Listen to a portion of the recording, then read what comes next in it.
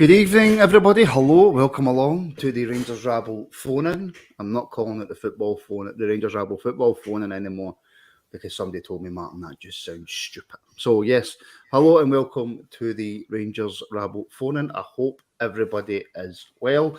And before I start, it would probably help if I put the phone number at the bottom so that you know what number to phone. So yes, it is a phone in. If you want to get your point across, phone 0141 628 7237.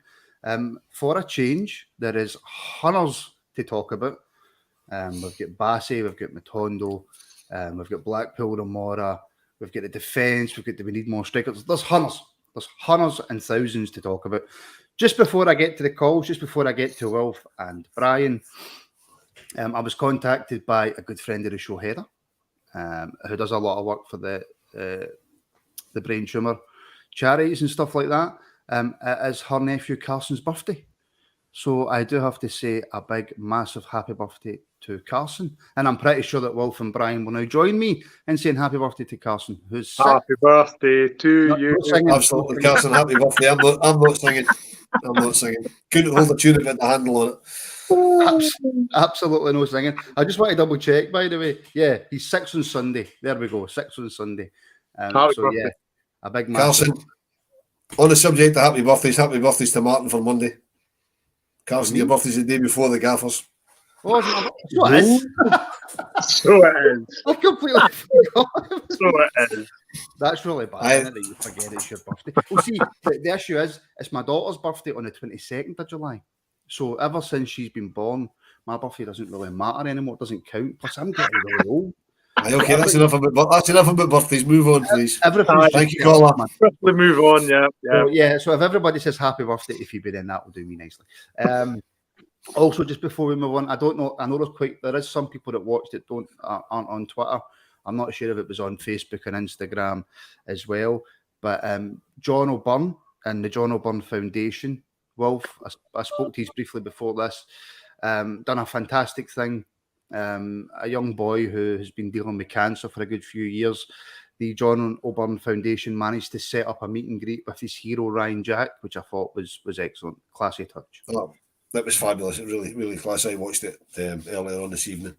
Really, I mean, the young lad managed to get Jacko's top. I think it was after the Leipzig game, and that was kind of the premise with the chat. And then he says, "If you go through here, somebody wants to meet you." And there was Jacko, absolutely just tremendous, just a really good thing to see. I mean, it doesn't take much, and it's great that other players will do stuff like that. And it's invaluable stuff like that, Brian. Stuff like John and others do. It's absolutely incredible. Yeah, I mean, let's be honest.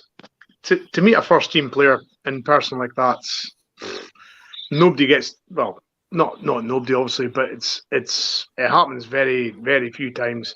And to get a personalised thing like that where they've recognised you're having a bit of a struggle and they've taken the time out of their day to, say hello and how you doing, that means the world to them, I've got a brother with learning disabilities, and if he meets anybody, his idol was the Alexander brothers, and he met them one day, and my word, I've never seen his face light up like it. And that's what it's all about at the end of the day. Yeah, 100%. So yeah, well done to John and everybody involved in that as well. Absolutely fantastic. Right, okay. Well, there is hundreds and hundreds to talk about. Obviously, for people watching, please do phone in 01416287237. But Wilf, where would you like to start? Let's start with Blackpool. You knew that I was leaving Blackpool at the very end there, and you've just thrown it at me. All right, well, okay. Well, since you want to start there, we'll start with you. First of all, I mean, I'm asking you, are you going? Everybody knows the answer. But silly question. Are you going? Aye, I am indeed. Yeah, I'm going down on the. I'm bunny hopping onto the Granite City supporters bus from Aberdeen, which we told me they'd be leaving early. When I went, that's no problem. Then they told me they were leaving at 3 o'clock in the morning. So that's early, but that's fine. Saves me driving. We overnight shot. I've just found out you're staying overnight. I might find a train back up in the evening. I'm just actually seeing something and I've lost it. Oh, it was a bit. There we go. Teddy Bear, my sister is the 22nd of July, same as Prince George. So then my daughter shares a birthday with Prince George. There you go. Are we married to making theirs, it maybe? You'll need to say that again because everybody, Brian's signal is terrible because Brian, before we start, decides we have about 5 minutes to go. I'll start up my computer and then it just always runs updates. And I'm just saying there's maybe a wee marriage in happening there, or maybe? No. Oh, my daughter's far too good for any man. Any man. Brian, you looking forward to tomorrow? Yeah, I mean, it's I wouldn't say it's quite traditional, but we're partial going down to the sort of west coast of England now for friendlies. You know, we played Blackpool. I think who was that when we played not long ago? Was it Fleetwood? No, was it Fleetwood? No, there was a Legends game. There was a Legends game at Fleetwood. Yeah, so it's not uncommon for us to be down that way, and we've obviously got a big following down that way as well. So yeah, it's nice to spread the wings as such and go down to the west coast of England. So yeah, it'll be. I mean, Blackpool's a great place. Been there. It'll be a fabulous day for all the Bears. Brian, Blackpool's a shithole. Let's be honest about it. It probably is, yeah, maybe. But with 10,000 Bears in it, I mean, whoever decided to schedule Rangers playing Blackpool on Glasgow Fair weekend, it's just crazy. Their marketing's good. They're a marketing genius. That's just tremendous. Because you've got thousands of Bears down there anyway, but fucking Glasgow Fair weekend. It's absolutely crazy. If anybody would like to phone in to discuss Blackpool, never mind the football, let's just discuss Blackpool. It's 0141 628 7237. Well, it would be nice to get a pre-season friendly that lasts more than 45 minutes as well. It would. That was a farce last week. I mean, I unfortunately couldn't make the journey last week. I had a long-standing engagement down at Celtic Manor, an event with my good lady's work that I really had to go and support her on. So, and I mean, I sat and watched the game at the dinner table during the function at night, and it was a bit bizarre sitting watching the pitch get darker and darker and darker, and then the lights go on and the game get abandoned. Which was the right decision after waiting 50 minutes. It was the right decision, so that because players would end up just getting pools and strange and stuff standing about for that long. You know, I mean, I couldn't quite work out why they were all still on the pitch until I found out afterwards the whole place was in darkness. There was no lights anywhere in the stadium, so even the dressing rooms were in darkness, which is why the players stayed on the pitch. Mm-hmm. You know what I mean? I know. Just an can I just say, farce. I have the best analogy ever, Brian. Last week was so disappointing, like when the wife tells you she has a headache after promising action. Say that again, sorry. He totally ruined it, Wolf, didn't he? He completely ruined CGM's joke. That's not good, is it? Let's be honest. It's about as good as your internet connection on your mobile phone. It's probably my connection because you're just speaking like a Dalek just now. But Martin, I'll need to apologise to Nicholas in the comments from the South Wales lawyer because I didn't let him know I was going to South Wales. And yes, it was Celtic Manor at Newport. There you go. Right, okay. We'll come back to Blackpool, right? Because there's a couple of things I want to discuss that we could possibly be discussing in the preview to Blackpool. The first thing, Wolf, Calvin Bassey. Out of nowhere, we hear these rumours. And this is how crazy football is now. Ajax or Brighton. Now, in years gone by, I mean, that's not even a choice. That's you go to Brighton for a couple of days on holiday before signing for Ajax. The rumours just seem to come from nowhere. It's a strange one because at the end of the season, there was loads and loads of rumour that Calvin Bassey would be away because he was hot property after his performance in Seville and the way he'd been towards the end of the season. And then it just died. There was nothing for about 2 or 3 weeks. There was absolutely nothing.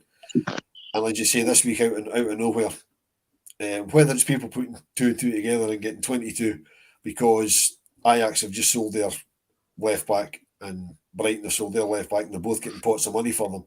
Mm-hmm. I think Ajax's is going for 50 million and Brighton's is going for 45 million, and they're saying, well, they'll both need a left back and they'll both have pots of cash. And Calvin Bassey's hot property, but it seems to be a bit firmer than that. And the quandary for me, if you're the player, was he wants to play in the Premiership and it puts him closer to home and all that sort of stuff, you go to Brighton. But if he wants to play in Europe, you go to Ajax. because it's guaranteed Champions League football every week. You know, and you'll win trophies because Ajax will win the Dutch League or they'll win the Dutch Cup. They'll certainly win stuff. Yeah. You know, and there seems to be more and more British players going abroad. So I think if the interest in both of them is confirmed and they both bid the same, I would expect it to go to Ajax. Oh, yeah. Well, listen, 100%. Paul, your point about Lowry, we will cover that in a wee minute because there was chat in our group chat today that I had to ignore because I couldn't quite stand what the possible outcome would be. Right, so Brian, Bassey, I'm seeing all sorts of people, and the majority of people actually seem to be saying that, you know, it would probably be the right thing if we got a very, very good offer because this is probably at the height of his ceiling at what we could sell him for. But what a miss to that Rangers team he would be.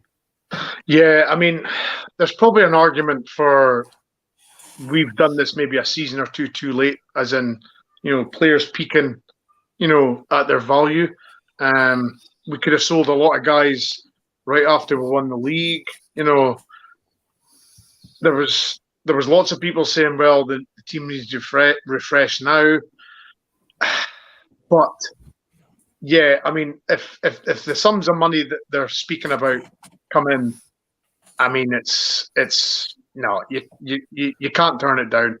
I mean, if something comes 20, 25 million upwards of that, there's not a chance you can turn it down. I mean, you'd like to because you want to keep him, but what you can do with 20, 25 million, you know, to sign replacements, improve other parts of the team, it's just well, at the end of the day, we bought him for, was it 300,000 from Leicester for a development fee?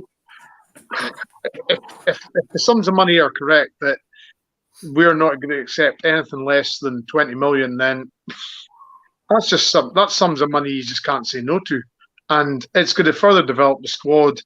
So it's an unfortunate situation, but this is the model that we've all been striving and wanting. We're now in a situation where we've arrived at it. So it's hard, you know, it's sad, but this is the model we want. So, you know, you either want the model we had before or we've got the model now. So, you know, you can't have your cake and eat it as such. If you want, just before you come in, Wilf, if you want your say on Bassey, 01416287237.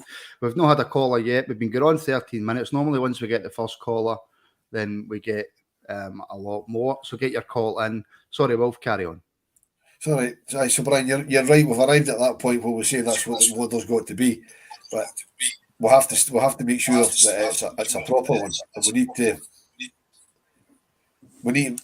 to me, we shouldn't be entertaining anything less than 25 million. If they come in with it less than 25 million pounds, not euros, 25 million pounds, then we should just say no, because the situation that we're in is that Bassey will never be of more value to us financially because he's got 2 years left on his deal, so we don't need to sell him.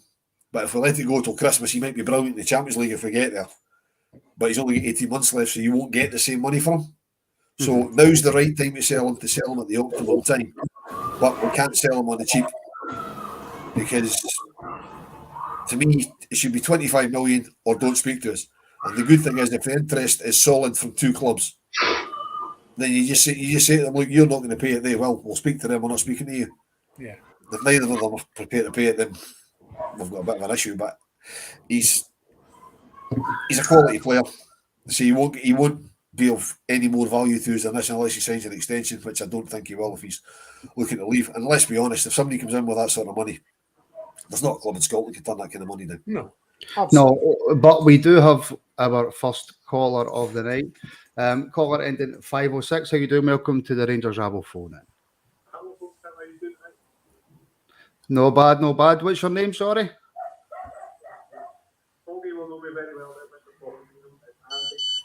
Andy. Yeah. Brian, you'll know Andy very well. Foggy's very confused, Andy. Very, very confused. Can't hear him. I think your phone's not got the best connection right enough. I think that's probably. No, I'm back on the PC now. I wasn't talking to you, Brian. I was talking to Andy. Come on now. Right, okay. Yeah, I'm still going to hear him as well. Sorry, Andy. If you could phone back, it's just I don't think you've got the best connection. No worries. Right, cheers. There you go. See, Brian comes on the Rabble and everything just goes absolutely nuts. It's ridiculous. Sorry, Wolf, I cut you off again in your prime. No, it's fine. My point. My point was made that it should be 25 million, or just tell them not to bother phoning us. Hey, well, this is the problem. And Brian, I'm actually see when people comment, it kind of make because I'm one of these people. My opinion can be changed because I'm not pig-headed. You're flexible, are you? My own personal opinion was that I think after being man of the match in a European final, then a Scottish Cup final, having the breakthrough year that he's had, I personally don't know if we would get more for him than what we'll get at the end of this season. But there is people in the comments going, no, because if he goes on to have another stormer of a season, plays well in the Champions League, we could get even more for him. So what do we do, Brian? Well, that's the thing. It's all ifs and buts now. If he has a good season in Europe, he could get a cruciate ligament in the first game of the season. And then, that's the value right down the window then. So it's all very well saying he could have a good season in Europe this season in the Champions League. But, at the end of the day, we've had guys like Aribo, Kent and Morelos who their stocks have been quite high in previous years. We've not sold them.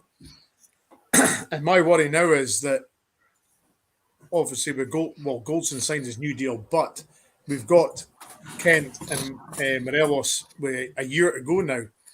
If we get to the Champions League and they play the group stage as well, come January they can speak to anybody they want and get them for free. So it's a dangerous situation. 2 years to go. It doesn't take much for things to change and situations to evolve. It's 2 years. 2 years to go in the contract is when you start negotiating a new deal, as far as I'm concerned.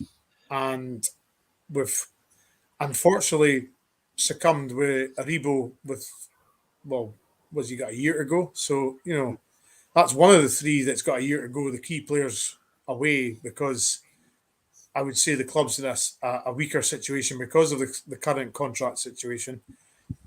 We've now been left with Kent and Morelos, less than a year to go now.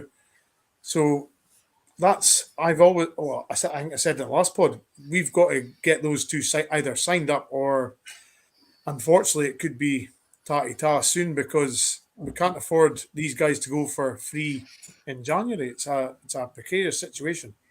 Sorry, I just had some absolutely severe technical difficulties there. But I believe that we now do have Andy back on the phone. Andy. Hopefully I'm coming through a little bit clearer now, am I? Oh, that's better. That's better. There we go. I managed to fix it. Do you know what the problem was? My speakers weren't switched on. There you go. And there you go. There you go. Andy, what would you like to say, buddy? It was just a couple of things. The first one was about Calvin Bassey. Obviously, we'll all be gutted to see him go. I think from the first kind of few appearances we saw him, I think the League Cup elimination against St Mirren during the Invincible season all still kind of irks us. And he had a nightmare that night, but you've seen how far he came along. And it's a very little surprise that teams are sniffing about him now. And I think it's good business for the club. We'll be sad to see him go, but it's good business. My other point tonight was, do you think the club are waiting to see what European competition we'll be playing in next season before really putting out an expenditure on players? Do you think they're concerned that if they go out and spend money now and we fail to get the Champions League, that's holding back the transfers? Now, we've had that question before, actually, Wolf, and it's a really good question. Mm-hmm. But if that is the route that Rangers are going to take, it's a very, very dangerous game to play. Yeah, it's a very dangerous game to play, and it's a game that we've failed in before. Yeah, because we tried it 2008 after Manchester. We waited and then went to Canus, made an absolute arse of Canus in one of the wettest nights in the history of football. And then after we got knocked out, we signed players. No use, we were out of Europe because with that time we didn't have any safety nets or anything. So we were out of Europe. Last year we didn't sign anybody, blew it against Malmo. Yeah. So it's a dangerous game. I can understand it's a game they might want to play, but it's a very, very dangerous game to play. And I really, really hope we're not doing that. It might be a case of they're waiting to see if the Bassey thing comes off because they've got a marquee signing lined up at decent money. But it might not be. I mean, the last marquee signing we made, look what happened to him, you know. And okay, it was only a 6 months loan signing, but it was still a marquee signing that couldn't take a penalty. But Well, actually, do you know what, Andy, if I could just throw that back at you very quickly. See, for Rangers now, what is a marquee signing? How much is a marquee signing? I mean, I think we all remember the marquee signings that we had back in the Dick Advocat era, you know, your Ronald de Boers and Tony Andre Flows and things like that. I think in this day and age, you know, we don't have the spending force that, you know, English and Spanish and French teams have. I think it's more about who we're bringing in rather than for how much. You know, you've seen how successful we've been with the likes of Alfredo Morelos for, what was it, $500,000, $1 million quid, Glenn Kamara, 50 grand, Ryan Kent. I know he's a wee bit more expensive at 7 million. But these are the type of players that we have to consider as marquee now. You know, we can't go out and sign one of the A-list, you know, like a Gaza or a Kenny Butcher or, you know, players like that anymore. It's just not feasible in the Scottish game. Yeah. But I think a marquee signing for us at the moment, a must. Another centre-back, another striker, I think would be suited pretty well for the upcoming season, certainly domestically. Yeah. Brian. But Andy, you say, sorry Andy, if I can jump in, you say a marquee signing is like some Morelos. We signed Morelos, nobody knew who he was. You know what I mean? So yeah, absolutely. And you know, look, also in hindsight, no one knew who Morelos was, and it turned out to be terrific. But I just don't think, unfortunately, given the league that we're in, we can't go out and make these marquee signings anymore. I think Aaron Ramsey was out of the blue, and no one expected that. You know, me, Brian, and Kenny were all texting in the morning where Aaron Ramsey signed, and we were all saying, load of rubbish, that's not going to happen. If we get linked with these kind of players, then great. But I just don't see these big players coming to Scotland at the moment, unfortunately. Yeah. Well, the question that I was going to take to you, Brian, in the back of that is, see with the transfers that we've already made, and we'll go on to talk about them in a wee bit more detail in a minute, but the areas that are now being covered, obviously it looks like Tillman's coming in today. Do we need a marquee signing? Well, I would argue that we've actually done our best business when we've not spent a lot. I would say when we've actually spent possibly apart from Kent is the only one that we've spent decent money on. Maybe all right, Goldson, to a certain extent, 3.5 million, 7 million, but the bulk of our good business has been when we've bought guys for development fees or free transfers, and we've picked up gems, and we've polished a stone and came up with a diamond. You don't have to spend millions in a transfer window to better your playing squad. Obviously, if you spend money, then obviously you're going to get better players. But you've got to take advantage of the free market when it's available, because it happens once a year, so you may as well take advantage of it when you can. And it's, as I say, it's fine spending millions when you can, but why spend millions when you get somebody as good, if not better, for free? So unfortunately, we've got to just trust the scouting market at a point. The level of player that we look at finance-wise, I think we're at that kind of quandary where if we spend 7 million, that's at the extreme top end of how much that we're going to spend on one player. I think so it's difficult. But Andy, I have to ask you before I let you go, is Brian as big an alcoholic as what I think he is? He likes to think he is, but I've seen him on a night out. I know he can't handle his drink as well as he claims he can. Well, there you go. Jesus. I think it was about 4 or 5 o'clock in the afternoon after the final game last season, and we kind of had to carry Foggy back to Paisley.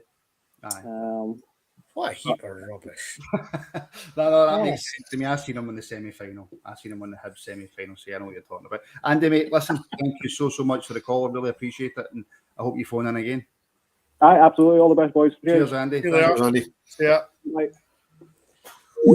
If I switched the speakers on, because then people can hear you and you can hear them. That would help, eh?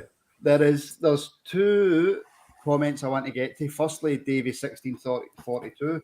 Thank you so much for the super chat. Congratulations, Rabble, on audience figures. That's a big congratulations to everybody who watches. Thank you. Squad looking in very good shape at this stage. but I don't think it's the end. Excuse me, it's the end for Outs. We're far from finished. I'll come back to you on that in a wee second because this is amazing. Katic Loyal, $8.99 super chat. Again, guys, thank you so much. $8.99 is all you're getting because I can't figure out how to round to 10. That is absolutely mental. Thank you so much, Katic Loyal. I appreciate that. You've no idea how much that helps the channel grow and helps get stuff like the phone in off the ground and running. But Davey makes the point there, Wolf. I don't think our transfer business is anywhere near finished. It can't be finished because the squad, even without bringing anybody else in, the squad's too big. There's players we need to get rid of. Unfortunately, the positions that we've got players in that we need to get rid of is positions we need to bring players in for. For example, we've got too many centre halves, so we've got to kind of forget about Helander because it appears he's away to see a specialist. So we won't be seeing him anytime soon. So we can't count him as a start of the season player. No. I don't think Simpson's good enough. If Bassey goes, that's another potential centre half missing. So that only really leaves us with Goldson, who obviously is usually very reliable, but will that continue? I think the problem you've got, Wolf, is Bassey covers two positions. So if Bassey goes, you need to sign a centre half and a left back. Exactly, but not even just that, Brian. I mean, you've got, so what would you have left with centre backs? You'd have Goldson. I tell you what, we'll come back to that. Centre backs is something that I want to talk about, but we do have another caller, and I'm having a nightmare with the audio side of this tonight. But yeah, number ending 426. Hello, welcome to the Rabble phone in. Hello, how are you doing? Not bad. Who's that? All right, sir. Max from Morecambe. Max, how you doing? Not bad. What's the squad with this boy for Stoke? Your left back they've been looking at. Well, you've just thrown that right at me, and I've got absolutely no idea. Wolf, left back for Stoke? No, you and me. That Brian, come on, I'll just have a quick check on Twitter, but I can't. No, Stoke, no. All right, Max, give us a scoop. What's happening? He's a minute. I'll get it up on Twitter. I can't remember the boy's name. Well, left back for Stoke. If we're looking at a left back, then which I mean, I don't think it's any surprise. But if there's rumours coming, I don't know if there's maybe just rumours flying about because of Bassey. Very, very, very possibly. But I mean, I still wouldn't be surprised. Even if Bassey goes, Martin, I wouldn't be. Josh Tillman. Josh Tillman. Yeah. That's the one. Oh, time on. Yeah, okay. Yeah, I've heard that. Hey, what have you heard then? Sorry, Martin, you've got to stick up that comment from Walter Zinger. There you go, Tillman, but he's nothing without Pumba. Oh, that's shocking. That's shocking.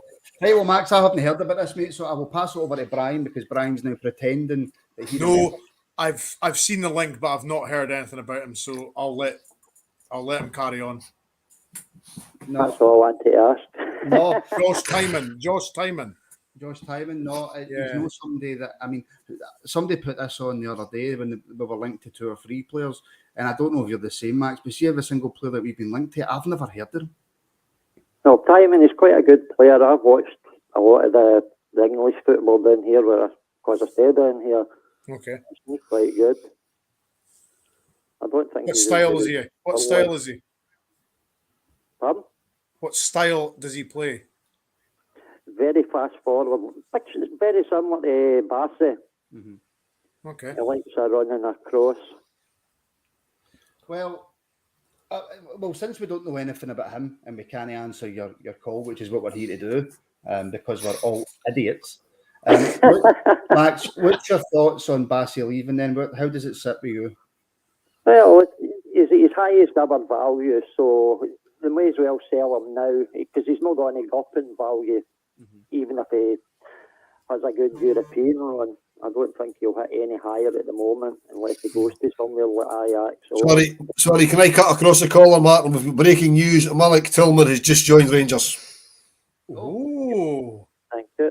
That was very professional, wasn't it? Gee whiz, Wolf was right in there, wasn't he? I just about shat myself there. Jeez. So are we doing a breaking news pod? Well, we'll need to end this and start a new breaking news one. No, of course we won't.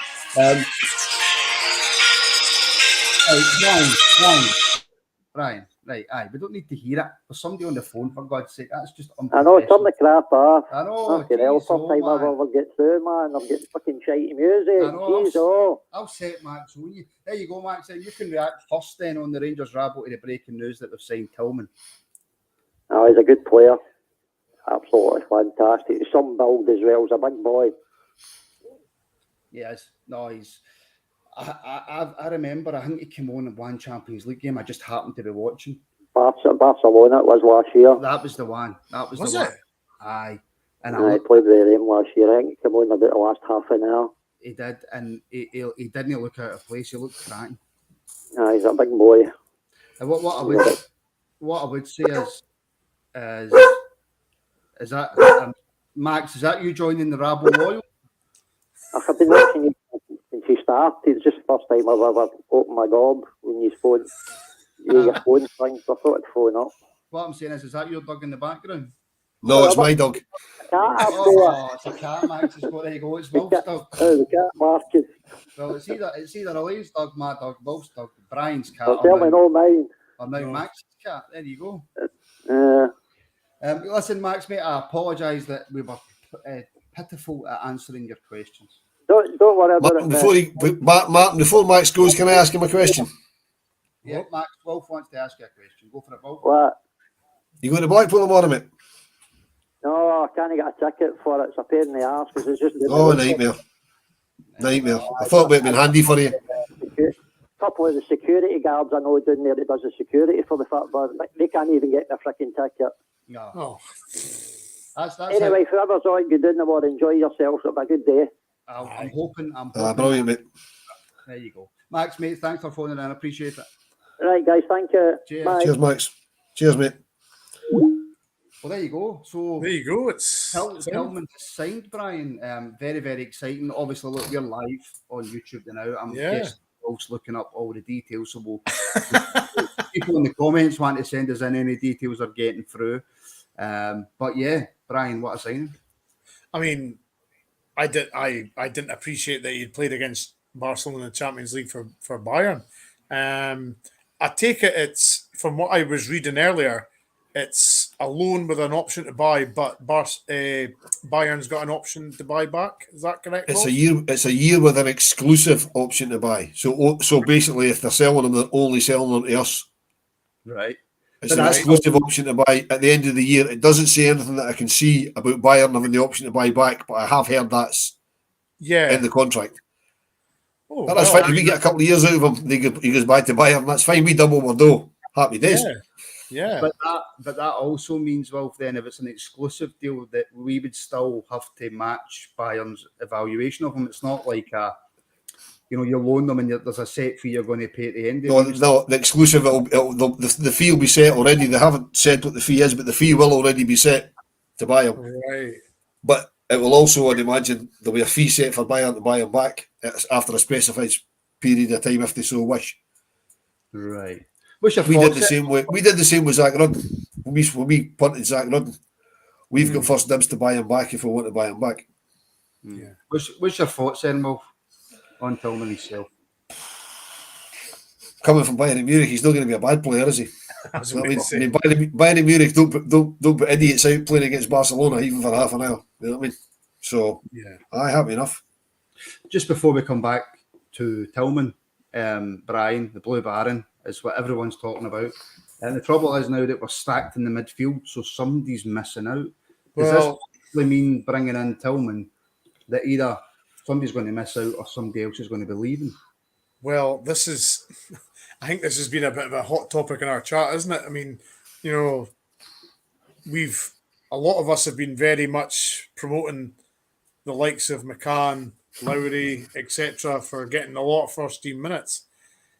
What does Tillman's signing mean for those guys? It's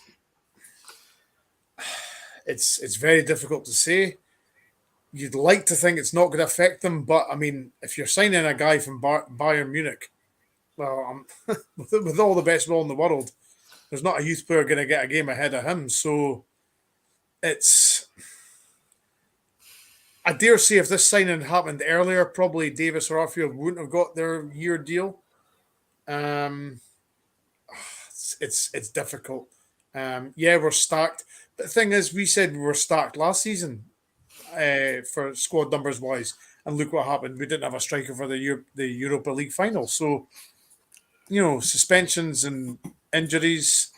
It just depends how Gio sees his squad, because he obviously likes a squad a certain number, and he'll trim it as he sees. And obviously youth players don't count towards the squad numbers, but he'll keep who he wants and get rid of who he doesn't want.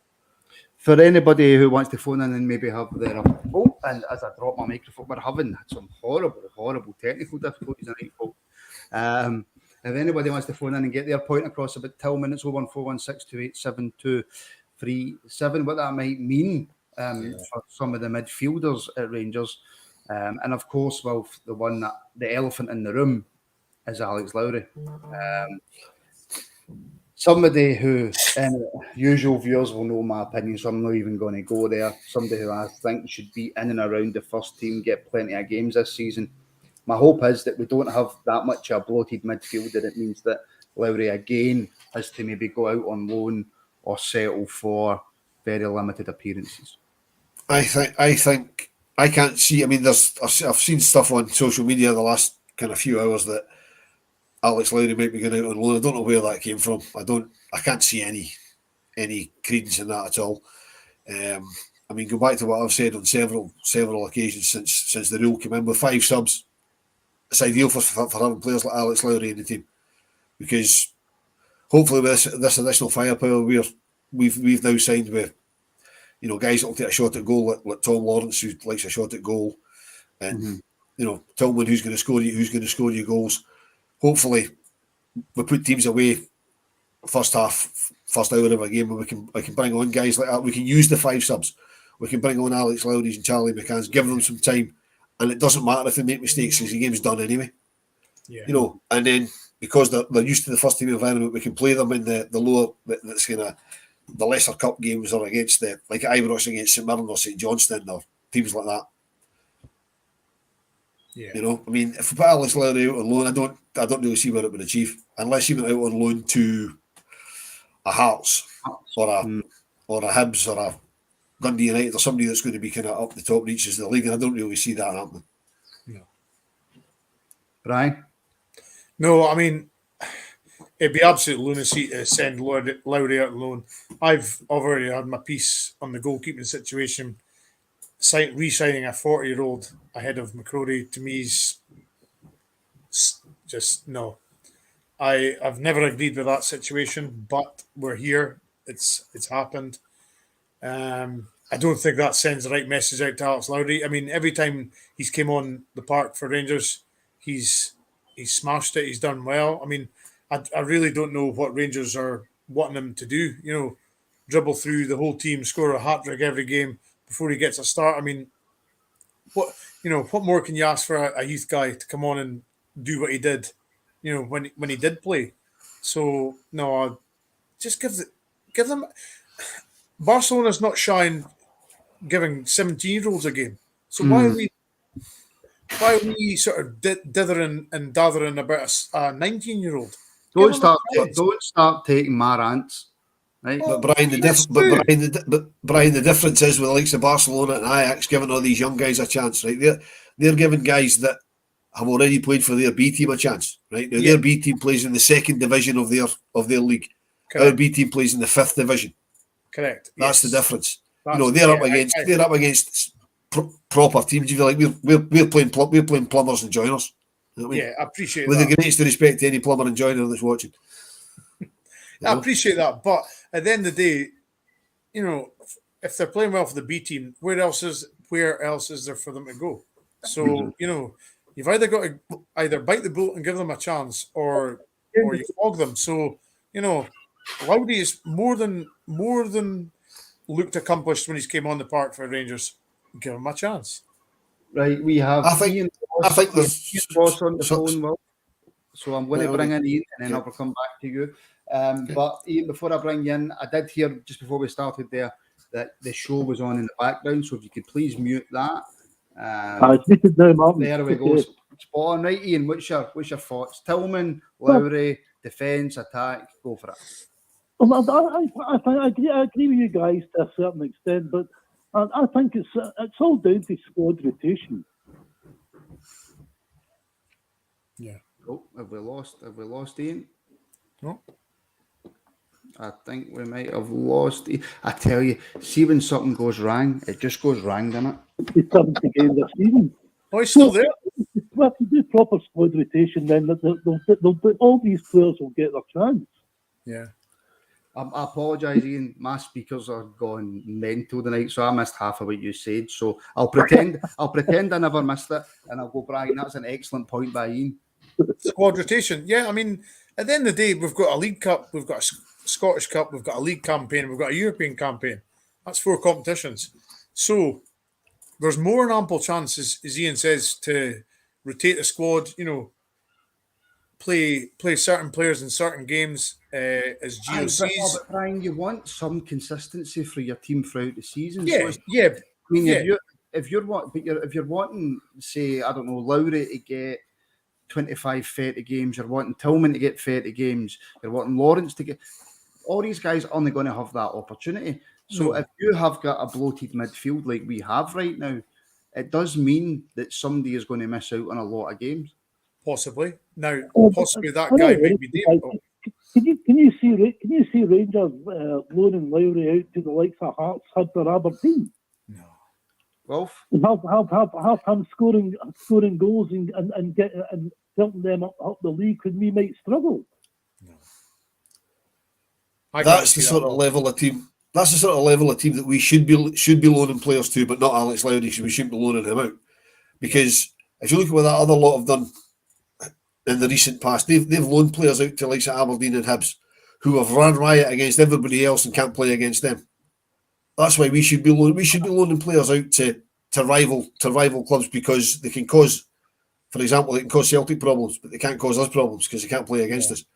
But Alex Lowry shouldn't be going out on loan. I mean, the way I think we've got to look at it now, I mean, he's quite right with the squad rotation. We've got to look at the team as being 16 men, not 11, because we've got these 5 subs. Yeah. And if we use them properly, 16 players can get a lot of game time over the course of 2 or 3 games. Over the course of a week, if we've got 3 games in a week, you can have 16 players almost playing an hour each, more or less. Some will play every game. I mean, Goldson and Tavernier, they'll not miss a minute unless they get injured, right? But, you could maybe have one game, you could have Lowry coming on for the last half an hour, starting the next game and lasting an hour. There's him done 90 minutes. Yeah. With rotating the squad as Ian's saying. So it's something they've got to look at, but we still do definitely need to ship some fringe players out. I think the problem with having shutting some of these players out, who can we sell Hollander and Ruth to? Nobody's going to take them. Well, nobody's going to touch them, Ian, are they? Yep. Nobody will touch them because they're injured. We're stuck with them. We're stuck with them on the wage bill right away. But Ian, that's 2 players you've mentioned who aren't midfielders, so that makes no difference to the midfield quandary. But it just adds to it because the wage bill is so high. Midfield's a place that Geo changes all the time according to the team that we're facing. They're going from a back 3 to a back 4. He changes tactics mid-game, so the chances of them not getting any game time are very slim. My worry is just purely consistency. But Ian, let's take it on a more positive note, if we shall, because I know I've got a habit of being Mr. Negative. Tillman obviously just announced that he's signed. What's your thoughts? Yeah, that's a fantastic signing. And by all accounts, I believe he can play across the front 3. I think anywhere in the middle of the park, anywhere across the front. He needs to be stuck in the one position, although the chances are he'll spend most of his time in the wide right. Yeah. But we've certainly solved. That's where we've been screaming out. We've got nobody over the last 3-4 years, like you say, some Candace. Mm-hmm. You know, there will be nobody that can play that position. You know, if you get somebody out there that can play that position, that's a whole new ball game for Rangers. Well, I think Ian's right though, Martin. Candace was the last true out and out right winger we've had. But now we've got what 2-3 options now. Yeah, yeah. Yeah, but the good thing with all the options that we've got is they don't just play on the right; they can play right across. We want that depth in these positions. You know. Say that again, Ian. Who was that? Windass. These are the positions that we want the depth of the squad in. Yeah. You know, we've got. I mean, you've got the youth players that can come in at the back and fall into the back if we're playing a 4 at the back. Mm-hmm. You can carry a youth player. You know, obviously not in the bigger games, but in against the bottom 6, 7 teams, you can bring in a youth player to cover in a back 4, surely. You know, and Goldson and Tavernier can talk them through the game. The encouraging thing for me is we're signing attacking players who, by all accounts, can score goals. Because the problem we had, particularly last season, was we weren't putting teams away. The problem we had last season, we didn't have people that could score goals. Mm-hmm. No, That's what lost us the league. We lost the league through not scoring enough goals, not through extremely bad defending. Right, Ian, before I let you go, if you were to put, I'm not a betting man myself, but if I was, I don't know who I would pick. But if you were a betting man, Ian, who would you put money on to be if we're all in agreeing that, you know, we do have a lot of midfielders and possibly one might go, who would your money be on the person to go? I would hope that would be Kamara. Yeah. Right. as in hope for money wise or positional wise. Look wise, I mean, I don't think last season Kamara contributed that much to the team anyway. No, as much as I mean, even compared to Diallo, you know, that he's probably on the same level as that. He wasn't contributing last season, Kamara. He was hit or miss, wasn't he? Certainly not towards the end of the season. I don't think Kamara had his best season, Wolf, but I mean, there's nuances to this argument, but I just think when Kamara first came in, he made such an impression and he played that well that any slight dip in form from him, you were going to see it was going to maybe a lot worse than what it actually was. Yeah. Yeah, 100%. But also the reality is, you know, you've got to look at the fact that the chances are that either Kent or Morelos is going to go. I can't see it always being Morelos because he's still injured. So I mean, you're looking at probably Kent, you know. Yeah. Yeah, we're looking at the signings we've made. Mm-hmm. It's as if they're covering for Kent leaving. You know, because it's fast wide players that we've signed. You know, and I mean, get back to the Kamara point. I think we could sell Kamara. Whatever we sell him for, we're going to make money because we signed him for 50 grand. I don't know if anybody knows that, but we signed him for 50 grand. And whatever we make on him is going to be profit. That's still good business for the club. It still sticks to the model that we're building. Yeah. And as we say, we're fat in midfield, player-wise.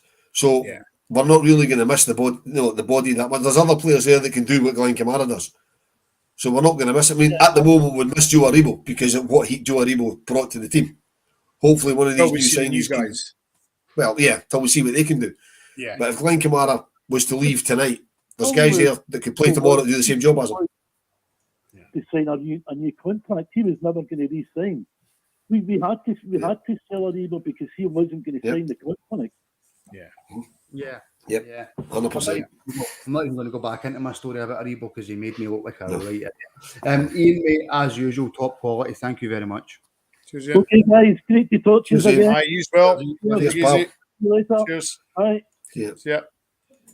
You know my only complaint about this signing we've made tonight of Tillman. What? Right.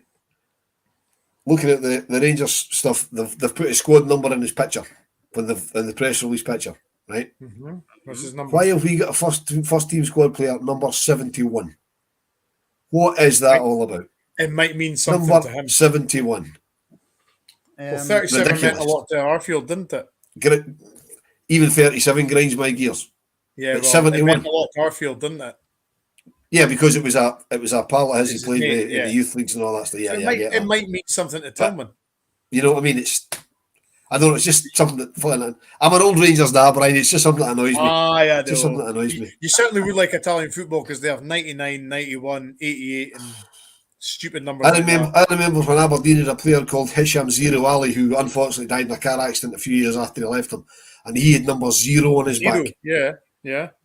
Right. That's Ridiculous.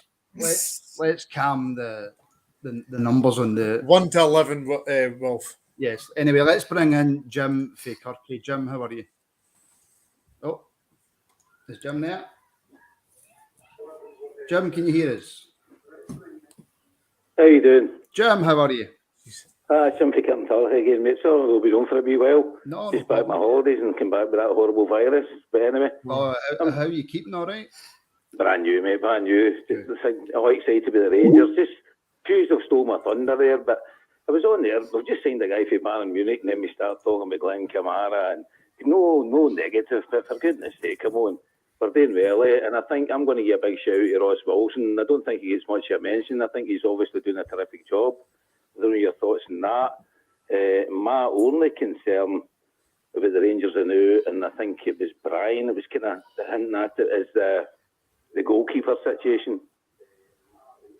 Brian, I'll leave this for you right now and you can take over the call for Jim. Sorry, I just need to nick into the kitchen. Something's happened. Brian? Oh, emergency, is it? I mean, Ross, I think Ross Wilson obviously took a lot of pelters, I think, in January because obviously we signed Ramsey. We expected big things.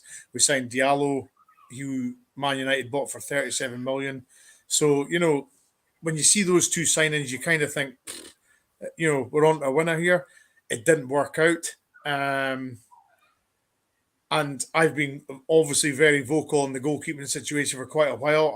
I was worried way back in probably just the turn of January, early February. We weren't clear on the goalkeeping situation. Now it is clear that McGregor signed a new deal. I don't think that's correct, but everybody's entitled to their opinion. I believe McCrory should at least be given the number 2 jersey and Joe McLaughlin the number 1 jersey. But that's just my opinion. But where are we? We are where we are. I believe the signings recently that the board Ross Wilson have made have been very positive. They've addressed certain areas of the park that we needed addressed. I do believe, I think, that the only now situation we need to sort out is the centre of defence. I don't know what you think. No, guaranteed. That's exactly what I'm saying. The centre half situation worries me. When I was on the last time, I was talking about Sewer. Sewer's a wonderful player. I really rate the guy. Yeah. As I said, they're building a team around Lowry as well. I think he's made a good valid points about Lowry. But I think, we're talking about sending him on loan. I agree with that as well. I agree with Wolf talking about like Hibs or Hearts, for example, for young Lowry. But I think the time to do that could potentially be the January window. So let's see how the boy goes. As I said before, let's see how he goes with, the pre-season, etc. Because I still expect to see Lowry that tomorrow at some stage. But I'm talking now, I've never been more positive as being a Rangers supporter as I have been now for the last 10 years, whatever it is. I really am excited about Rangers now, and I think we should all just really, really enjoy it. But let's not count our chickens also. These guys start kicking a ball. Mm-hmm. So they're all great paper, as you said yourself, have been stung before, and I think they are excellent signings. But I do worry about backup for left back. And I personally, and I don't want to I don't think the goalkeepers are good enough for the Champions League, which hopefully is the holy grail for us. I don't think they're good enough for the Champions League if we get through, and I think could potentially be a serious issue for the club. I noticed that earlier, actually, and I'll take that to you, Wolf. Jim makes a good point. I've seen a couple of conversations. In fact, I put out a tweet as well saying that who do you think will be number 1 for the coming season. Will it be McLaughlin? Will it be McGregor? The overwhelming majority went for McLaughlin. But is John McLaughlin good enough to be a Rangers goalkeeper in Europe? Or do we not know? We don't know. We don't know. We don't know. I mean, the whole Champions League thing. I mean, hopefully we get there. You know, find out on Monday who the first qualifying games are against, because the draw's on Monday for that, and then get through that, get through the knockout round, and we're in the Champions League. Irrespective of who we get, if and when we get there, we have to be realistic. The chances are we're probably not going to do particularly well in the Champions League, because we're guaranteed at least 2 really, really big Champions League teams. Yeah. You know, because we're going to be in the bottom pot, we might get lucky and get a kind of relatively samey sort of team out of pot 3. Hate to say it, but we're probably going to struggle to still be in Europe after Christmas, because it's the first time in the Champions League for a long time, and teams that do that tend to struggle. Yeah. And not having a top class goalkeeper isn't going to help, to be honest. I get But that. we don't know how good McLaughlin's going to be. What about even in the Europa League? You know, we were guaranteed to get in the. Yeah. I just think it's just an opinion again. As I say, I think Absolutely. they need another goalkeeper. I don't think McGregor, as much as I love him at bats, and I think Stephen Davis as well, sadly, is probably another guy that shouldn't be on their wage bill. You know, when you're having that discussion about Lowry, etc., that is way ahead in the state, and probably throw Scotty Arfield into that mix as well, considering the signings we've made since I was last on the show. I know, like I say, I've had I've said my piece on it. I can understand. I can kind of understand the Davis one, but the Arfield re-signing for me was bonkers. But again, like you say, Jim, it's just all about opinions. Jim, mate, again, cracking call. Thanks very much. Yeah, nice one. No, you enjoy your weekend, great. And remember, we are the people, and it's a tremendous show. Keep up the great work. Catch you later. Cheers, Jim. See you later, Rob. Thanks, mate. Cheers. Oh, I tell you what, this took a negative slant. I do think the goal. Keep it light and happy, and Brian, you're just bringing the show down. But I know, but I do think the goalkeeping situation is hot topic, because nobody knows who's going to be number 1, who's going to be number 2. It's so. But one thing's for sure, Brian, we're not going to sign another goalkeeper. No. At Absolutely. the moment, with McGregor re-signing, because Absolutely. either McGregor or McLaughlin's that. going number 1. There's not one of them going to accept being number 3. No. And if we bring in a new keeper, it'd have to be to play ahead of them. Yeah. So Absolutely. 100%. I can't see any way we bring in another keeper now. No. Can I just go back to a point you made, Wolf, about Ryan Kent, that you seem to think that quite a few of the signings that have come in lead to Kent on the way out. Why do you think that? It was just a thought that came to me as I was speaking at that point, because I mean we've signed 2 players that apparently are really quick and can play wide on either side. Now Kent can play wide on either side. Now Kent's one of the players that's supposedly in discussions over a new contract. I fully expect Morelos to sign a new contract. I think he really likes it here. Kent, not so sure about. So I just sort of thought out loud: have we brought in these new players to potentially replace Kent? Do we know that Kent's leaving? Are we struggling to get and agree a contract with him? Because if we're struggling to get and agree a contract with him, we'll have to get rid of him now. Yeah. Because there's no point in letting him run his contract down, because he cost us £7 million, and we really need some return on it. Even if it's not the £7 million back, we need a return on it. Don't know. I'd love him to stay. I think the guy's fantastic. I'd love him to stay. Yeah, just my worry is we might not quite get that $7 million return. But we've got another caller who's came through to the show. Caller ending 466. How you doing? Not too bad. Who's that calling? It's Jim from Falkirk.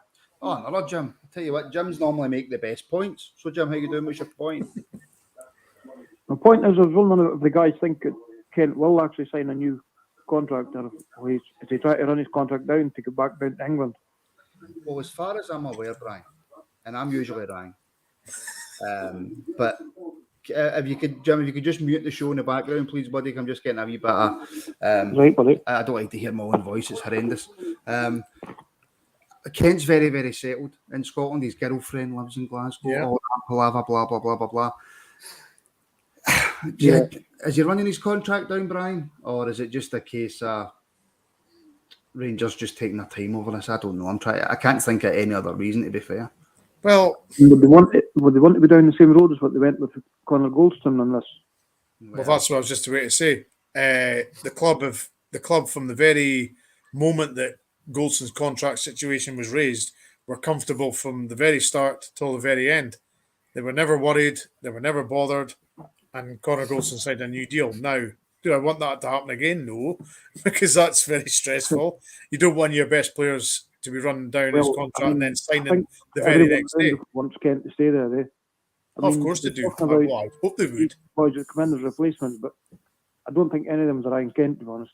Well, Jim, you say that right, but CGM's put an interesting comment, and he says one thing is for sure: if Kent stays, he needs to start producing more than 3 goals in the league. Yeah. So that's one thing. He's coming up short in the goal department. I've got to say that. Yeah. Although I think there was a few times, maybe possibly in Europe, that he actually, possibly should have scored and they were chopped off all because of VAR. Now, obviously he was offside, but it was very unlucky. But you've still got to be there in the right positions. But that's true, right? You know what I mean? There was a couple of occasions last year where I thought he was in the right positions and it was just slightly offside. Now, okay, he shouldn't have been offside, but it's not as though he's not in the right positions all the time. I mean, for example, the Europa League final now, I defy anybody to say they would have scored from where Kent did. He hit the target. The goalie made a wonder save. What more could he have done? That one still brings me nightmares. I see. I've actually never watched the final back because I can't. You can't. Gut wrenching. Yeah. But Wolf Jim makes a point. I think most people at the club would love for Ryan Kent to stay. But like you say, you think that bringing in these players that might look to a kind of different avenue for Kent, a different. Yeah, I don't necessarily think that's Frankfurt. He was offside. Sorry. Yeah. I don't necessarily think that. It's just a thought that came to my head that's possibly why we're doing it. Or are they looking? Are they consciously looking? They're just playing devil's advocate here. Are they consciously looking to get rid of Kent because his numbers are falling off a cliff? Bringing in players that can produce more. As long as he's there and not signing a new deal, does that mean his value is just tumbling down and down? I mean, the shorter he's got left in his contract, then absolutely, the more his value. Sorry, Jim, did you say you wanted to make another point? Yeah, does the guys think we need another centre forward then? Well, see, I've just broke my speaker there. I'm having some horrible luck tonight. That was something that I was going to speak about a wee bit later in the show, but since Jim's phoned in about it, Brian, I think it was RFC that brought it up in a call. Yeah, something that didn't even cross my mind. But Roof injury prone, leaves us with Morelos and Cholak. So do you think Gio will bring in another striker? Well, the problem you've got is you've got Roof on. I think he's on still at least a 2 or 3 year deals. He both. If you say so. Yeah. Well, I'm just asking. I'm sure he's still got a fair chunk of his contract to go.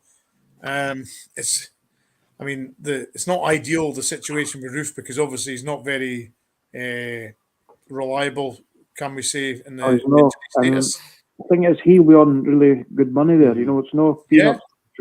Which is going to make it. I would imagine that Roof's on good money. So you've got a guy on a big wage, costs us a lot of money. Then you've got to get somebody to. Do you think at some point the club's going to say enough's enough, and that's going to happen? The problem. Well, that's what I was just about to say. Then you've got to find a club that's wanting to buy him or re-release him. It's an absolute minefield. I mean, no club's going to come in. Would I prefer somebody else than Roof? Yes, but the problem is a fit Roof and 100% Roof. I wouldn't say there's a better finisher in the club. Problem is he's never fit. And that's going to be the issue, Jim, if we try and sell him. It's who can we sell him? I mean, a guy who's only going to play a handful of games through a full season, that's just not enough, is it? No. I don't think you're going to get a club that's going to buy him that would be able to afford the wages that we pay him. And I know that sounds stupid because a club down south might look at him. But like you guys have said, the amount of games that Roof does play, it's not worth taking that punt on him, I don't think. Well, even the clubs in the Championship, I mean, where he done well, but they're not going to come and buy him and pay him his wages just for to get maybe 10, 15 games in a season. That's not going to happen. Well, that's the problem. I think we're stuck with him now, aren't we? Well, you mentioned the Championship, Jim. They play like 46 games, I think it is. A lot, Championship. They need people that are going to be able that can at least play 35, 36 games a season. And Roof's How many games did we get out of last season? Oh, They actually started. I tell you what, that is a good question. Does anybody in the comments know that very, very quickly? The answer to that question. Brian's on it. I would be amazed. I'd be amazed if it was over 15. I would be absolutely amazed. But I thought it was about 12. I'll put the question back to you then, Jim. Do you think we will look to sign another striker? I think we should, because, like I said, the boy that's just come in, we don't know. I mean, he looked decent against us when he played for Malmo there, but we didn't really know his full potential. And I mean, these qualifiers that's coming up, I think, can we just rely on having one centre forward there? Because we didn't know when or else was going to come back either. Played 21 games in the Scottish SPL. 21. 9 matches in Europe, 2 in the Scottish Cup. You played 21 games in the 21 league games. That's not maybe that's maybe not saying he started or came on as a sub. Definitely not started. No, he's definitely not started that many games. That's what I'm saying. I actually never miss a game, so I can't mind to see him play. No, 21 games for me seems a bit mad. I would imagine he's probably maybe only started 5 or 6. Jim, buddy, brilliant. Thank you very much for the call. Hope you call again. No bother, guys. Thanks for the chat. Cheers. Cheers, Jim. All the Cheers, best. Have a nice weekend. Cheers. I didn't think it was 21 games. He played 21, but I'm not saying he started all 21. Oh, it's not. But I just mean even at that, that's no. Right, okay. We have also made a couple of signings, right? I think Tom Lawrence has been covered, so I won't go back over the Tom Lawrence chat. But we have signed Rabble Matondo. Well, again, somebody who I did not really know anything about until people started. And I had one of those things where, you look on YouTube very, very quickly. But by all accounts, this boy is faster than Superman. This boy is apparently the fastest player in world football last season. Apparently. But because he's quick doesn't... Yeah, literally world football. But because he's quick doesn't mean he's a good football player. I mean, Usain Bolt's quick, and I've never seen him playing in those charity games. Deary me. You know what I mean? Hopefully is he can supply crosses in for Chelik and whoever the new striker is that Jim says we're buying. Because I mean, I heard something earlier today on another podcast on another platform that last season he scored, I think, 9 or 10 goals, but he only had 2 assists. Yeah. Now, the fact he scores goals is great, but we'll need more than 2 assists from him, because we've just done a pop at Ryan Kent for only having 3 assists. Yeah. So would we swap 3 assists for 2 assists? I mean, the guy's distribution's got to be better. I mean, can he? And I mean, I'm not sure how important pace is in the Scottish game for us, because how often the teams actually leave space behind their buses, because they've got two buses and a lorry across the penalty box, so we've got room in behind them. Great in Europe when teams are going to come and have a go at us, maybe kind of up here or across at Tynecastle or at the Chamber of Secrets or whatever, when they're actually having a go at us. But 80% of the games we play domestically, you're not getting in behind teams because they're sitting with 2 banks of 4 and a bank of 2 in front of that. So, yeah. But as somebody made a point in the comments here a couple of minutes ago, because we've got all these other fast players, the teams won't be able to double and triple up on Kent now, depending on who's playing. So he's going to get a bit more freedom. So his numbers will, if he's still playing, his numbers are hopefully going to rise as well, because he's not got 3 or 4 players to beat every time he gets the ball. So they're positive signings for me. That was going to be my next point, Brian Matondo. It's all well and good having the speed, but it has to have the end product as well. Well, this is it, yeah. I mean, I wouldn't profess to be a Belgian football sort of watcher, but 26 for a winger, 26 games, 9 goals, 2 assists. I wouldn't say it's certainly not terrible. But as Wolf just said, we've not given Kent enough. Well, we've gave Kent a lot of grief purely because of his goal tally, falling quite quickly, and then, we need a lot more from him. So, we just it's all, as you say, it's all right having the pace, but you need the end product as well. Well, let's absolutely hope that he can bring it. You surprise me, Brian, says CGM. There you go. All right. I wonder why. Maybe it's because you've been a wee bit negative and CGM's Mr. Negative. I don't know. Maybe he's just extremely happy. Right, okay. Very quickly, for all those watching, thank you so much for watching, tuning in. Sorry for some of the problems we've had tonight. My fault. I thought I had set up correctly. I hadn't. I've tried to reset up. Things are falling all over the place. It's just all going. My phone's gone nuts. The electronics in this house, and I don't know what's happening. But thank you for watching. And if you're watching on YouTube, please do subscribe and give the show a like. A like goes a lot further than you think. And the subscribers have just been getting up and up and up every single day. It's mental. So thank you so much for that. If you're watching on Twitter, please give us a follow at Rangers Rabble. If you're watching the show on Twitter, give it a like, a retweet, and you can also put your comments in there because they do come up on my screen.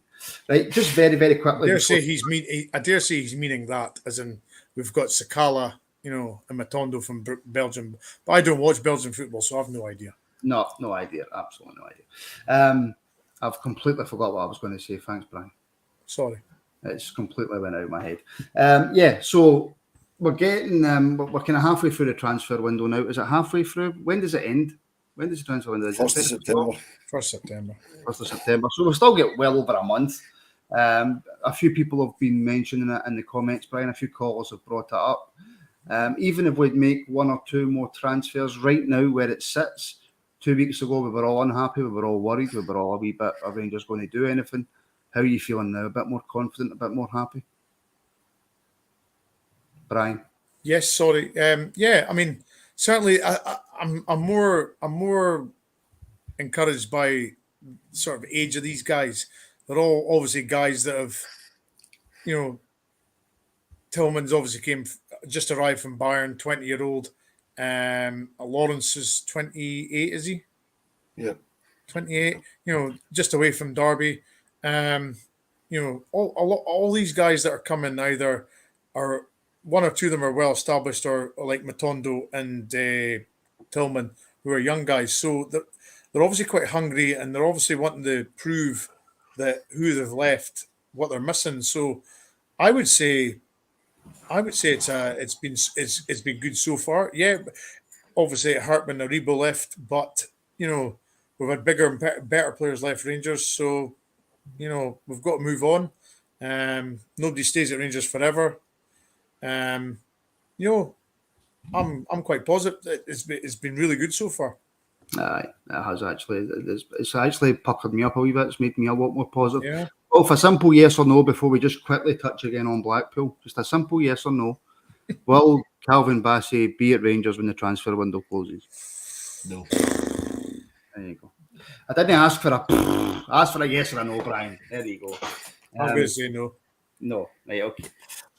We do have, and I'm just going to make sure that the audio is working this time because it's been one of those nights. We do have another call coming in. Call ending 553. Hello, welcome to the Rangers at Rabble. Phone in, how you doing? You got your speakers on? Yes, the speakers are on. I have changed the audio. I don't know what's going on. Hello, can you hear us?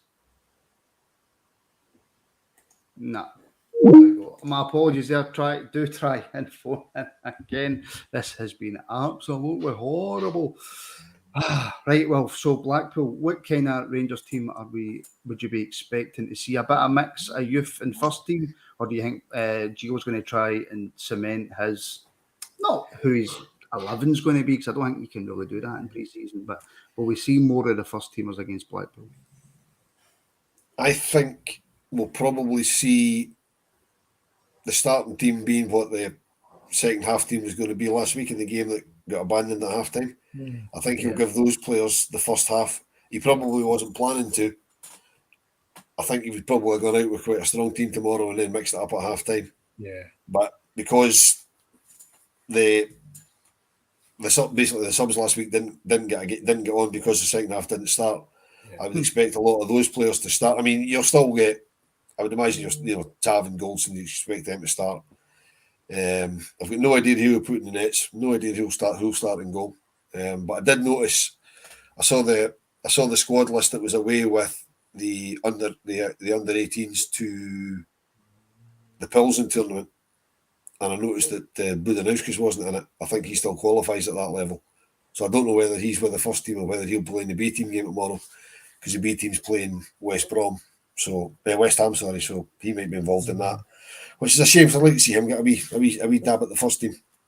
But I don't know who'll be in the goal. I'd imagine McLaughlin and McGregor will probably share it. He might even use the three keepers. Don't really know. I would expect we'll see Tom Lawrence at some point.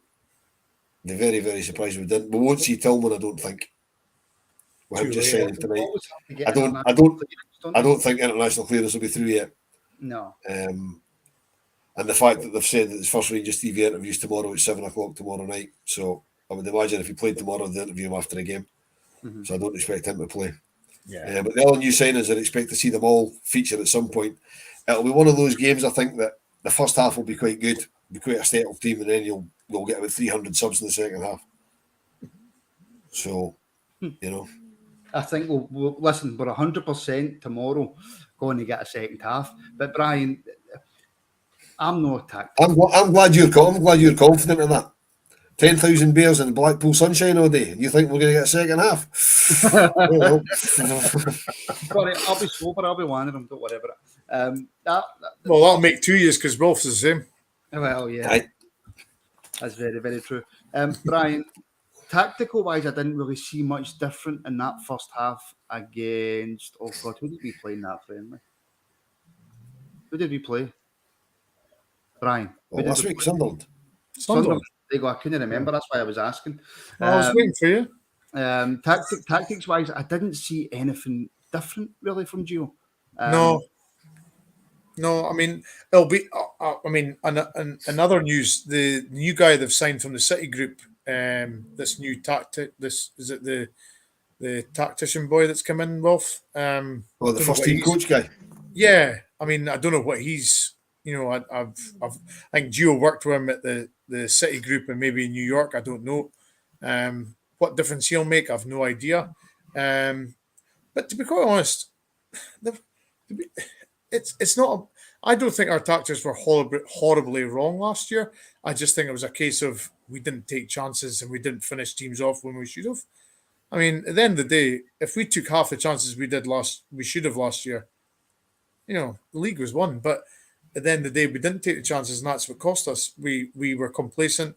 We didn't finish. We didn't go for the jugular when we should have, and that came to bite us. So, but I mean, no, I didn't see much different in Sunderland, and I wouldn't be surprised if it's exactly the same against Blackpool. Do you go along with that, Wolf? Because there was a lot of people talking before the start of the season that we were maybe going to look to change formation, go to a three at the back, maybe do this slightly different, do that slightly different. It almost seems as if, because we had a very good end to the finish. We had a very good finish to the season performance-wise, apart from obviously the Europa League final, which we won't talk about. But we started to come kind of good, especially in the league towards the end of the season. So do you think Gio's just carrying that on? I would think that if that second half had happened last week, I think he might have gone to three at the back just to try it, just to see what he can do with the personnel he's got. Because if you're going to try it, now's the time to try it. Yeah. I mean, pre-season, although, I'll sit here and say results don't matter. If we don't win tomorrow, I'll be going to my bed straight after the game because I don't like not winning. But really, results don't matter in pre-season. It's all about the performance and trying out new things. So he might try three at the back at some point. He might not. I mean, as Brian said earlier, he seems to have no problem changing formations in the middle of games. Yeah. So he might try 4-4-2 for an hour or whatever he plays for an hour, and then go to three at the back. He might start with three at the back. He might put a sweeper in. He might go hold. There's loads of stuff he might try. If he's going to try it, the next 3 games are the times to try it out before the series stuff starts against Livingston in a couple of weeks. Yeah. I know that's the thing. Well, that's an excellent point, Brian. We're not that far away for the start of the season. So, with the new signings coming in, we've only got, 3 pre-season games left? That'll be Blackpool, West Ham and Spurs. I think. Spurs. Yep. So Never right in it. really, Gio's really got to look at who is going to be his starting 11. Yeah, I mean, he's certainly got to decide who his number one goal is going to be for an absolute kickoff. I mean, that's to me is the most pivotal position out of the lot. I mean, he commands the defence, organises the defence. It starts from him. He's got a lot of decisions to make, and I'll let's be, he's not got an awful lot wrong since he's been here. He's made 1 or 2 mistakes, granted, but yeah, he's got a few big decisions to make. But that's why he's the manager of Rangers and we're not. So I think you'll find that most of my predictions come true. I could quite easily not. I could not do that job. Final point, Wilf, and it's made by CGM. I would start the best 11 tomorrow. I don't want to see anyone like Simpson or Middleton who will be getting punted. Now, obviously, we don't know who's going to leave. We don't know who we're going to be able to get rid of. But is there any sense in Gio playing anybody tomorrow who he doesn't think is going to feature much in the team? Yes, there's every sense, and I don't really want to see it either. But if you want somebody to come in and buy these guys, they need to know they're up to speed. They need to know what they need to know what they're all about. It's all very well saying to clubs, look, come in and buy Glenn Middleton off us, and they'll say, well, when's the last time you played? What's he done? Show us something recently that he's done, and we don't just mean a training video. So you might find that some of these guys will get some game time, even just to prove that they're fit. yeah. You know what I mean? I personally wouldn't, but I would understand if they did play guys like that. Because that's the sort of players that we need to get off the books. Because it's obviously not going to work for Glenn Middleton. When he came in originally from Norwich, I thought he was going to be a terrific player. It just hasn't happened for him. His loan deals haven't worked. Jack Simpson, I'm not quite sure what that transfer was about at all.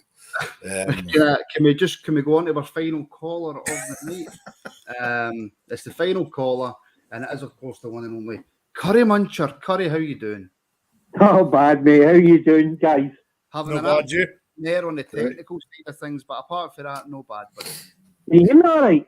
I can hear you perfectly well. That's Right. the issue I've got. Oh, you don't like me swearing?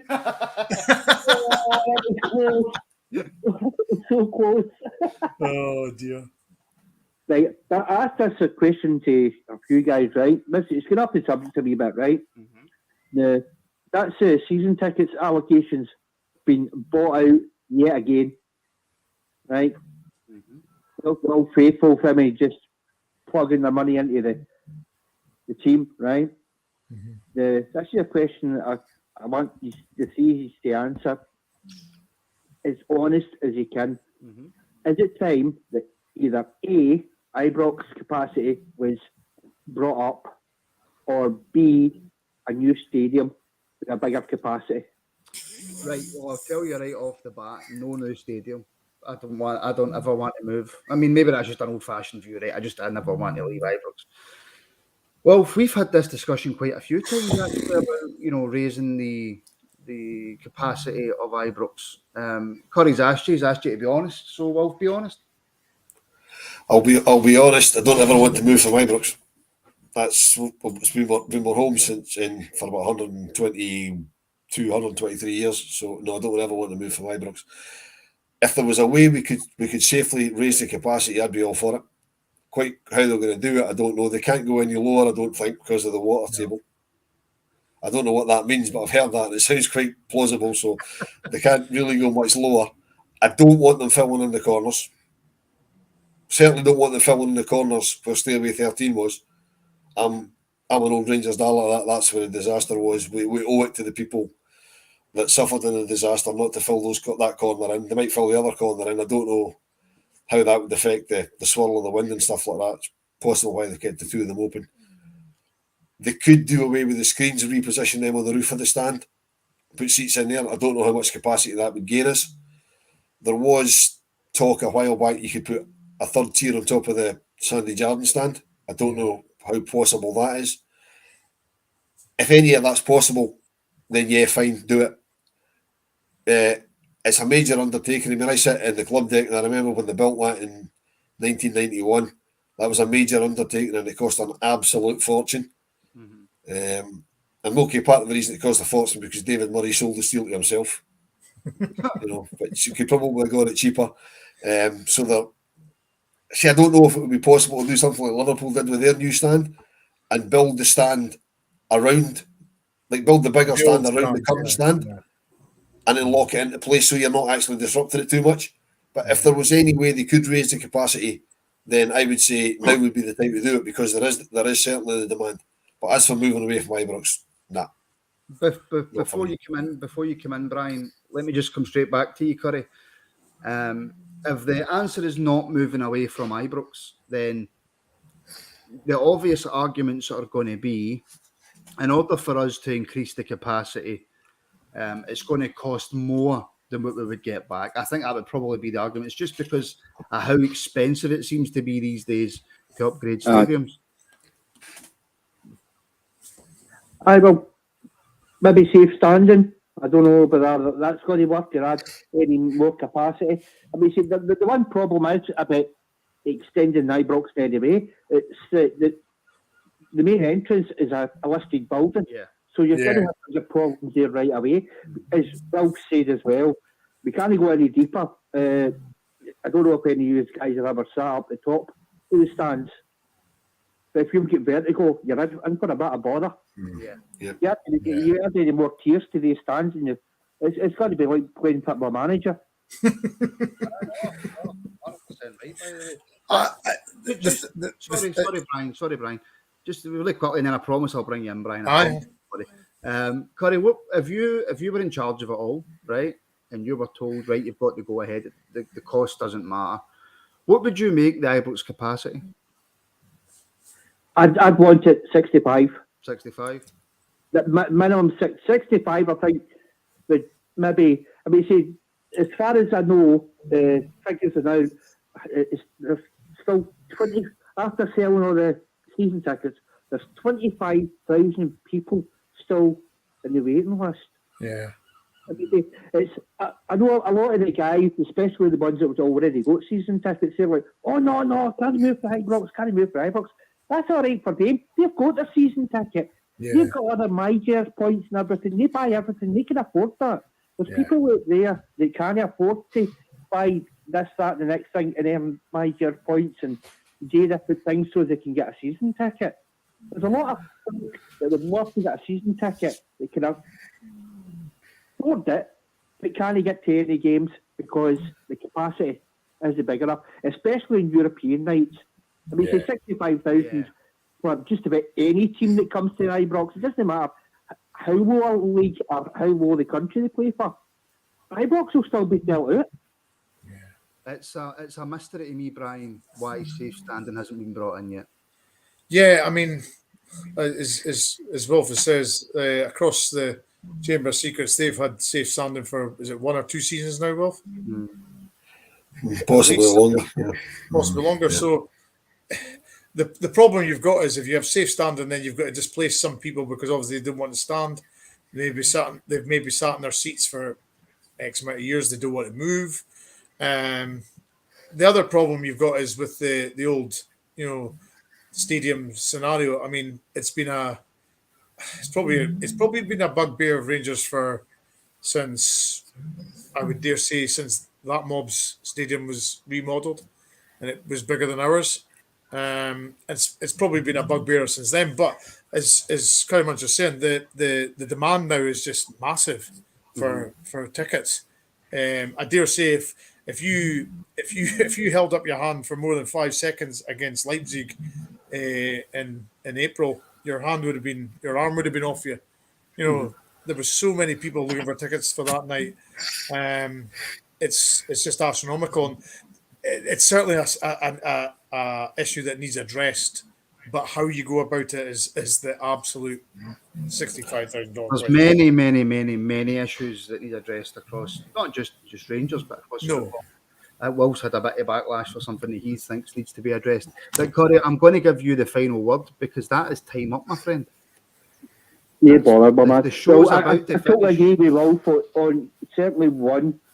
these points that he made, that is a mark of respect, definitely, for the 66 goals that were lost. That could never ever change. That has to stay, no matter what happens. It costs a lot of money, but I think for a club of our size now, I think we should be thinking towards getting a bigger capacity. That I hate saying that other mob, right? But all their fans, when they were getting upgraded, when their stadium get done, we're never going there. They're never. But look at them now. All the days now. We've got this capacity. I'm like, well, whatever, pal. half the time it's bloody empty. Oh, Curry, at least you've finished the show by making me laugh, because it's been quite depressing. So I must thank you for that. Depressing has been brilliant, all these signings. Great. Exactly. I've been having Correct. difficulties, and speakers falling, and kids fighting, and it's been horrendous. And that's just Brian. Right, Right, guys, thanks for I'll let you go on, right? Thank you very much. Cheers, Kerry. No worries, Curry. Cheers. See you later, guys. See you later. Thank you, Curry. Thank you, Will. Thank you, Brian. No worries. No Thank problem. you. I'll see you tomorrow. I apologize. Yes, you certainly will in Blackpool. Yes. And Hope if you all enjoy Blackpool. if anybody's gone to Blackpool, give us a wee shout, and don't be scared to buy me a pipe. That's all I'm saying. I just hope, Martin, you don't have as many problems coming home from Blackpool as you did from Dortmund. Oh, listen, no chances. That's never going to happen. And by the way, we could have even brought up Dortmund Stadium with the safe standing, because that's phenomenal. But we're not going to go there. We're going to finish the show. We are going to finish the show. Well, Brian, as ever, guys, thank you so much. Thank you to everybody watching. Thank you to everybody who phoned in. Excellent, as always. All the issues tonight have been at my end, and I do deeply apologise. But when you're doing live stuff, this tends to be what happens. I apologise for the first 5 minutes. Oh, yeah, horrendous, Brian. Horrendous. Yeah. And a big thank you to Ross Wilson for the signings. A big thank you to Ross. We don't know he's watching. Well, yeah, but it could be that Douglas Park's gave him the money, or whoever's giving the money. So a big thank you to Ross Wilson and to whoever has given him the money. So yeah, subscribe if you haven't already subscribed. We've got a wee aim at 10,000 subscribers by the end of the season, which is going to be quite difficult because we're not even at 5.5 yet. So get us up. If you've got mates who love podcasts and have never heard it, tell them about it. Come to watch us. So subscribe and give this video a like, because that helps share it. Be greatly appreciated. We will be back hopefully tomorrow with reaction, if I can get that sorted. Biggest issue I've got is most people will be in Blackpool. So, but yeah, thank you to everybody in the comments. Thank you. Can we not do a live match reaction? Do a live pod from Blackpool.